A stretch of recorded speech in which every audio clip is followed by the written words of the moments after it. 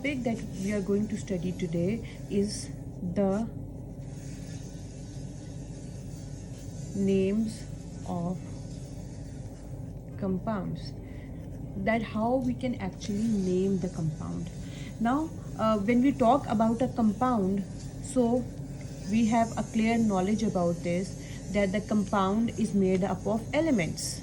Okay, so it can be made up of two or more than two elements, but the minimum requirement for a compound is two elements. Now how can we name the compound? So there are two general or two basic rules through which we can name the compound. The number one is, let's suppose in a compound, one, we have metal and we have a non-metal. So that means the compound that I'm talking about, it is a combination of metal as well as a non-metal. So how are we going to name the compound? First thing, whenever you are going to name such a compound which is composed of one metallic element as well as one non-metallic element, the name of the metal comes first. Okay, so the name of the metal comes first. तो सबसे पहले आपके पास metal का नाम आएगा, ठीक है, first thing. Second thing कि फिर दूसरी बारी में सेकेंडली आपके पास you get the name of the non metal. So first you get the name of the metal, get to write the name of the metal, then you get to write the name of the non-metal. For example, let's suppose we talk about a species that has a metal and a non-metal in it. If we talk about sodium chloride, so we can see that in sodium chloride, sodium is metal while chlorine is a non-metal. Now here comes another thing, which is that when we write the name of the non-metal, it should end with an "ide." For example, the name of the element chlorine is it ends with INE, but when I'm going to write it in the proper nomenclature, I'll be writing it as CHLORIDE. In the place of INE, I will be writing IDE.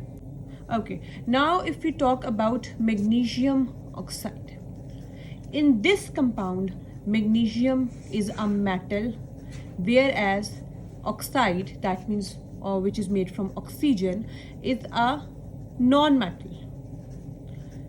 So if I talk about oxide, as I have told that earlier, that when we are going to name a metal and a non-metal, the name of the metal comes on the first priority, and then we have the name of the non-metal, and it should end with an "ide." So instead of oxygen, we have written oxide. Then we have another example.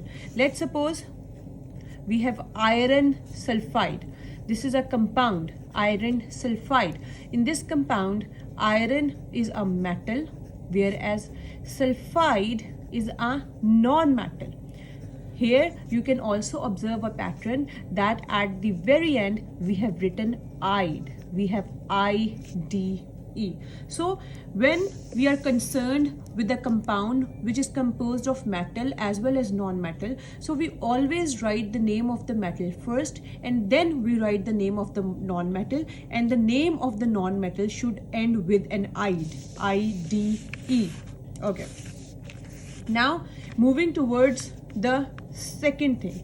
What if our compound is composed of two non-metals?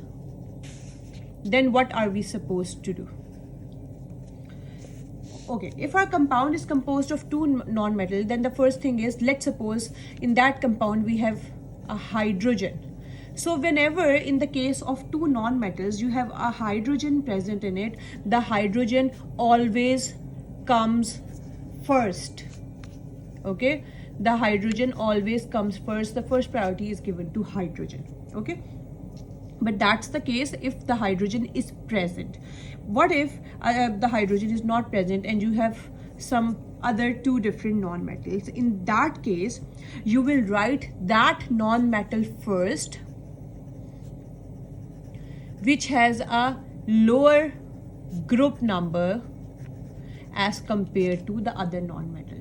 So the non-metal that has a lower group number will come before the non-metal that has a higher group number. So here we can develop a comparison. Lower group number non-metal will come first and the higher group number non-metal will come afterwards. And the third thing remains same, that at the end of the last non-metal you are going to use IDE, not the first non-metal. The name of the first non-metal is going to be written as it is.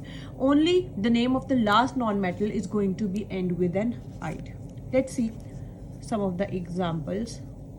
Okay, first example is if we have hydrogen and some other non-metal as well. So in that case, as I have told you earlier, that hydrogen comes first. Let's suppose I have hydrogen chloride. So as you can see that I have written hydrogen first according to the rule, and chlorine, instead of chlorine I have written chloride, IDE. Okay, then we can see another example, that is carbon dioxide. Now if we see the example of carbon and oxide, carbon has a lower group number as compared to oxygen. That is why carbon is written on the first priority and then we have oxide with it. So these are the two basic rules that we need to follow whenever we need to name a compound. But in some compounds we can see that we follow the common name. We cannot write their names like that. These types of names that we use on everyday basis and we do not know that what are the elements present in it. हमें nature नहीं पता चल सकती, हमें ये नहीं पता चल सकता इसमें कौन सा एलिमेंट प्रेजेंट है, तो इन ऐसे नेम्स को हम कहते हैं कॉमन नेम्स.